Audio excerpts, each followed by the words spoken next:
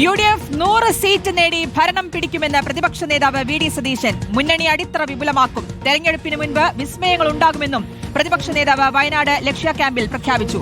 ഇടത് BJP നേതാക്കൾ UDF-നൊപ്പം ചേരുമെന്നും സതീശൻ പറഞ്ഞു. നിറഞ്ഞ ആത്മവിശ്വാസത്തോടുണ്ട്. എങ്ങനെയാണ് ആത്മവിശ്വാസം? നിശ്ചയദാർഢ്യത്തിന്റെയും കഠിനാധ്വാനത്തിന്റെയും ആത്മവിശ്വാസം.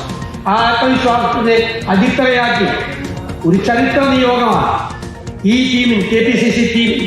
ചരിത്ര നിയോഗം ഉജ്ജ്വലമായ ഭൂരിപക്ഷത്തോടെ 100-ലധികം സീറ്റോടുകൂടി UDF-നെ കേരളത്തിന്റെ അധികാരത്തിലേക്ക്, കേരളത്തിലെ പ്രവർത്തകരോട്, കേരളത്തിലെ ജനങ്ങളോടുള്ള നീതി പുലർത്തും എന്നുറപ്പ് പറഞ്ഞുകൊണ്ട് അതിനുവേണ്ടി കഠിനാധ്വാനം ചെയ്യണം.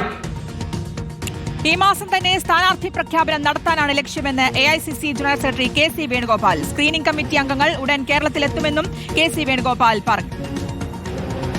സ്ഥാനാർത്ഥി നിർണയത്തിൽ ഞങ്ങൾ ഇന്നലെ സ്ക്രീനിംഗ് കമ്മിറ്റി പ്രഖ്യാപിച്ചു കഴിഞ്ഞു. Madhusoodanan mister chairperson. ആ സ്ക്രീനിംഗ് കമ്മിറ്റിയുടെ അവരുടെ ഉത്തരവാദപ്പെട്ടവർ ഇവിടെ കേരളം സന്ദർശിക്കുന്നത്. അപ്പോൾ അത് വന്നോടനെ തന്നെ ഇപ്പം തന്നെ സ്ഥാനാർത്ഥി ഇവിടുത്തെ കേരളത്തിലെ പ്രദേശ ഇലക്ഷൻ കമ്മിറ്റി യോഗം കൂടിയിട്ട് ആ യോഗം കൂടി സ്ക്രീനിംഗ് കമ്മിറ്റി മുമ്പാകെ പ്രപ്പോസലുകൾ സമർപ്പിക്കും. അപ്പോൾ ചർച്ചകൾ തുടങ്ങും. എത്രയും വേഗത്തിൽ സ്ഥാനാർത്ഥികളെ തീരുമാനിക്കണമെന്നുള്ളതാണ് ഇപ്പോഴത്തെ ഒരു ചിന്താഗതി. ജനുവരി അവസാനത്തോടുകൂടി കുറച്ച് സ്ഥാനാർത്ഥികളെങ്കിലും പ്രഖ്യാപിക്കുക എന്നുള്ളത്. പക്ഷെ എന്തായാലും പതിവിന് വിപരീതമായിട്ട് സ്ഥാനാർത്ഥികളെല്ലാം നേരത്തെ പ്രഖ്യാപിക്കപ്പെടുന്ന അന്തരീക്ഷം ഉണ്ടാകും. തദ്ദേശ തെരഞ്ഞെടുപ്പിലെ വിജയത്തിൽ വൻ ആഘോഷവുമായി കോൺഗ്രസ്. ഈ മാസം 19-ന് കൊച്ചിയിൽ നടക്കുന്ന മഹാപഞ്ചായത്തിൽ രാഹുൽ ഗാന്ധി പങ്കെടുക്കും. നിയമസഭാ തെരഞ്ഞെടുപ്പ് മുൻനിർത്തി പ്രവർത്തന കലണ്ടറും പ്രഖ്യാപിച്ചു. VS രഞ്ജിത്തുണ്ട് വിവരങ്ങൾ നൽകാൻ. VS രഞ്ജിത്ത്, പ്രതിപക്ഷ നേതാവിന്റെ വാക്കുകൾ കേൾക്കുകയായിരുന്നു അല്പസമയം മുമ്പ്. ഇതിൽ നിറഞ്ഞ ആത്മവിശ്വാസത്തോടെ, നിശ്ചയദാർഢ്യത്തിന്റെയും കഠിനാധ്വാനത്തിന്റെയും വിശ്വാസത്തോടുകൂടി നിയമസഭാ തെരഞ്ഞെടുപ്പിനെ നേരിടാൻ ഒരുങ്ങുകയാണ് UDF. 100 സീറ്റ് നേടി ഭരണം പിടിക്കുമെന്നുള്ളൊരു ആത്മവിശ്വാസം കൂടി പ്രകടിപ്പിക്കുന്നു. ഒപ്പം ഒരു കാര്യം കൂടി പറയുന്നു, തെരഞ്ഞെടുപ്പിന് മുൻപ് വിസ്മയങ്ങൾ ഉണ്ടാകുമെന്നും. എന്തൊക്കെ വിസ്മയങ്ങൾ പ്രതീക്ഷിക്കാം?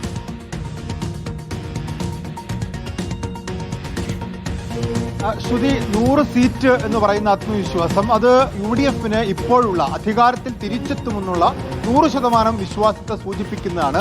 100 സീറ്റ് എന്നുള്ളത് ഇന്നലെ കനകോലു അവതരിപ്പിച്ച റിപ്പോർട്ടിലൊക്കെ 90 സീറ്റ് എന്നുള്ളതാണ് UDF-ന് ജയിക്കാൻ സാധിക്കുന്ന സീറ്റുകളായി കണക്കാക്കിയിരുന്നത്. പക്ഷേ 100 സീറ്റിന്റെ ആത്മവിശ്വാസം എന്ന് വി ഡി സതീശൻ അല്പം മുമ്പ് ഈ ക്യാമ്പിന്റെ സമാപന സമ്മേളനത്തിൽ പ്രസംഗിക്കുന്നത് സ്വാഭാവികമായിട്ടും കോൺഗ്രസിന്റെയും UDF-ന്റെയും പ്രവർത്തകന്മാർക്കും നേതാക്കന്മാർക്കും ആത്മവിശ്വാസം ഉണ്ടാക്കുക എന്ന അർത്ഥത്തിൽ തന്നെയാണ്. അതോടൊപ്പം തന്നെ UDF എന്ന് പറയുന്ന ഒരു പ്ലാറ്റ്ഫോം അത് വിപുലമാക്കുക എന്നുള്ളതാണ്. അതിലേക്ക് കൂടുതൽ ഘടകകക്ഷികൾ എത്തുന്നു.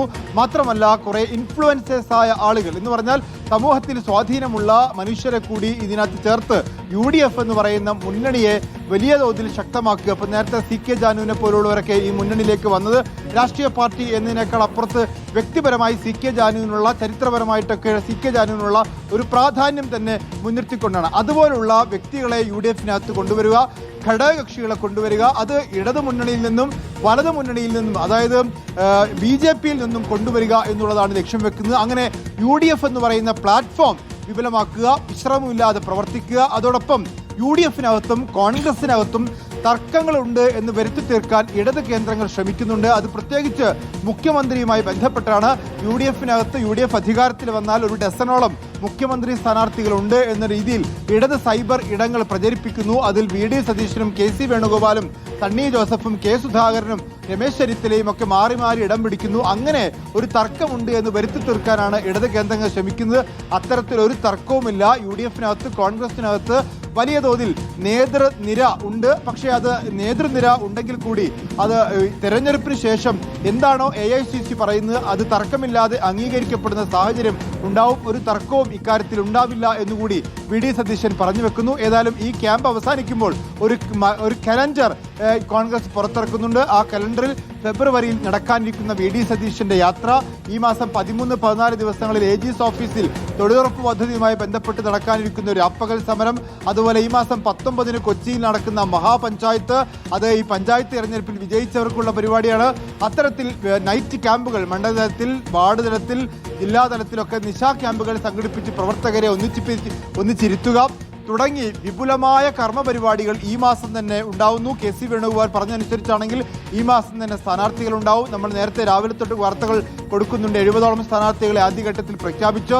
വി.ഡി. സതീശന്റെ യാത്ര തുടങ്ങുമ്പോഴേക്കും ആ 70 സ്ഥാനാർത്ഥികളെയും യാത്രയിൽ തന്നെ അവതരിപ്പിക്കാനുള്ള ശ്രമം ഉണ്ടാവുക എന്നുള്ളത്, പിന്നീട് ഘടകകക്ഷികളുമായിട്ടുള്ള സീറ്റ് ചർച്ചകൾ അതിവേഗത്തിൽ അതും രമ്യമായി പരിഹരിക്കുക തുടങ്ങി വിപുലമായ മാർഗരേഖയാണ് മിഷൻ 2026 എന്ന പേരിൽ വി.ഡി. സതീശൻ അവതരിപ്പിച്ചിട്ടുള്ളത്.